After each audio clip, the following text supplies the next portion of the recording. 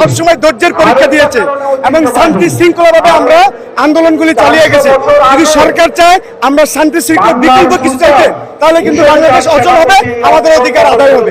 So আমরা সরকারকে বিনয় করবো, আমরা এই দেশকে সম্মান করি, এই দেশের নিয়মকে শ্রদ্ধা করি এবং এই দেশের জনগণের সম্পদগুলি আমরা আমানত মনে করি।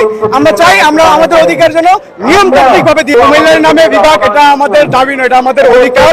সেই ধারাবাহিকতায় কুমিল্লার আজকে সকল রাজনীতিবিদ, সামাজিক, পেশাজীবী, ব্যবসায়ী আপামর টপ টু বটম আজকে মাঠে নেমেছি আমরা আমাদের অধিকার আদায় করতে।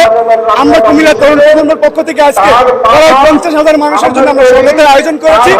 আমাদের এই ধারাবাহিকতা যে কঠিন প্রোগ্রাম হবে, আন্দোলন হবে, অধিকার আদায়ে আমরা কুমিল্লা তরুণ প্রজন্মের পক্ষ থেকে আমরা শরবত বিতরণ সহ বিভিন্ন মানবিক কার্যক্রমগুলো আমরা চালিয়ে নিব।